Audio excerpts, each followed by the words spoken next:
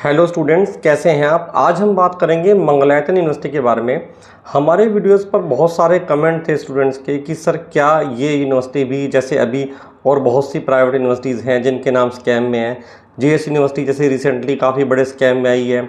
Sunrise university का काफ़ी time से नाम चल रहा है। ओपीजेएस यूनिवर्सिटी भी उनमें से एक है। तो क्या ऐसा भी मंगलायतन यूनिवर्सिटी के साथ में है? क्या मंगलायतन यूनिवर्सिटी से अगर किसी स्टूडेंट ने कोई डिग्री करी है तो क्या वो वैलिड है या नहीं है? क्या गवर्नमेंट जॉब में चलेगा या नहीं चलेगा?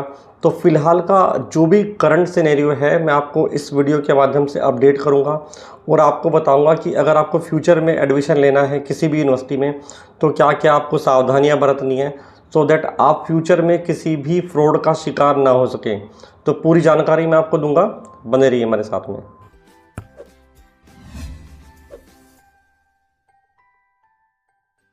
स्टूडेंट्स, जेएस यूनिवर्सिटी का एक वीडियो हमने 2 साल पहले ही अपने चैनल पर बना दिया था और हमने उसमें बताया था कि यूनिवर्सिटी ने दो वेबसाइट बना रखी हैं। यूनिवर्सिटी जब दो वेबसाइट के साथ में काम कर रही होती है, अलग अलग डाटा रखती है। जो कैंपस में स्टूडेंट्स पढ़ रहे होते हैं उनका डाटा अलग होता है और जो नॉन अटेंडिंग बच्चे होते हैं, यानी कि कैंपस के अंदर सिर्फ स्टूडेंट्स एग्ज़ाम देने के लिए गए या एग्ज़ाम देने के लिए भी नहीं गए, उनको डिग्री बना कर दे दी गई। तो जो भी ऐसी यूनिवर्सिटी करती है खासकर रेगुलर मोड के अंदर, उसके साथ में ये दिक्कत आनी ही होती है। क्योंकि जब एक ऑडिट होती है यूजीसी की यूनिवर्सिटी के अंदर तो वहाँ पे कितने बच्चे पढ़ रहे होते हैं, 500, 700, 1000, और वो लाखों बच्चों को पास आउट कर चुकी होती है। तो एक कैंपस की अपनी एक क्षमता होती है। जैसे एक बीएड का कोर्स है, जितने भी एनसीटी कोर्स होते हैं जैसे एलएलबी के कोर्स हो गए या फिर बीएड के कोर्स हो गए, इन कोर्सेज़ को करवाने की एक क्षमता होती है। एनसीटीई या फिर बार काउंसिल ऑफ इंडिया एक लिमिटेड सीट्स का अप्रूवल देती है। तो जैसे बीएड का कोर्स है, अगर 100 सीट्स का अप्रूवल है तो 100 ही बच्चों को यूनिवर्सिटी पास आउट करवा सकती है। तो ये सभी यूनिवर्सिटीज़ क्या करती हैं, हज़ारों बच्चों को पास आउट कर देती हैं। जब कोई गवर्नमेंट वैकेंसी आती है तब पता लगता है कि हाँ भाई, इन्होंने कितना बड़ा फ्रॉड जो है किया है बच्चों के साथ में। अब बात करते हैं मंगलायतन यूनिवर्सिटी की। तो जो मंगलायतन यूनिवर्सिटी कोर्स करवाती है वो ऑनलाइन मोड में करवाती है या फिर डिस्टेंस मोड के अंदर करवाती है?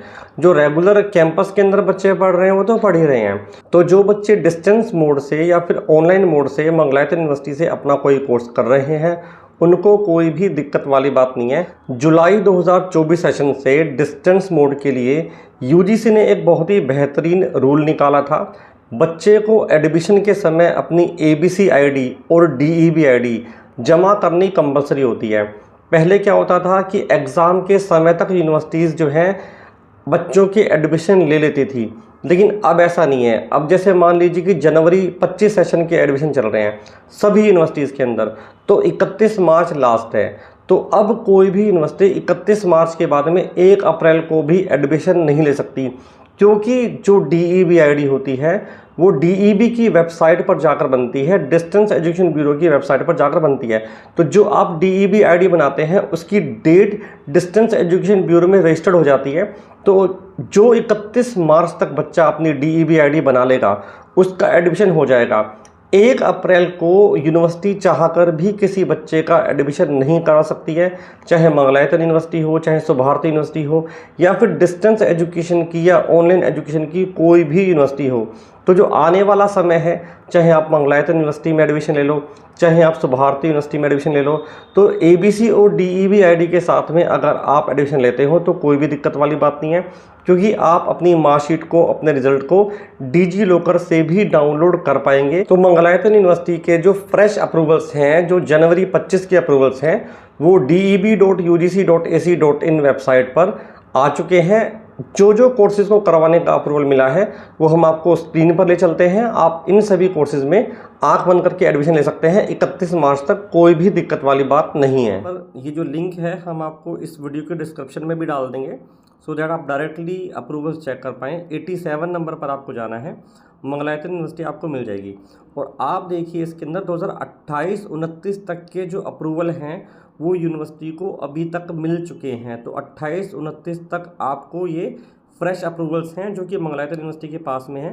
तो कहीं भी कोई दिक्कत वाली बात नहीं है। कुछ कोर्सेज़ के जो अप्रूवल अगर बढ़ते हैं तो वो हम आपको साथ ही साथ बता दिया करेंगे, वीडियोज़ हम आपको बनाकर लेकर आते रहेंगे।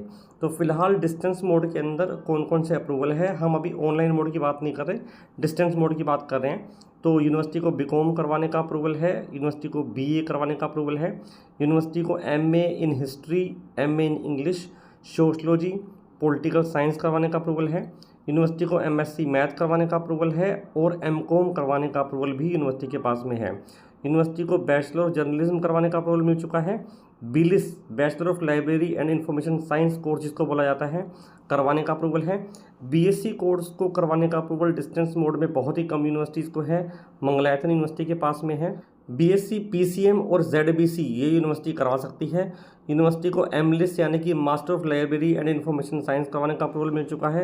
यूनिवर्सिटी को बीबीए करवाने का अप्रूवल है। बीबीए इस यूनिवर्सिटी के अंदर 4 साल की हो चुकी है। और देन इस यूनिवर्सिटी में बीकॉम करवाने का अप्रूवल है।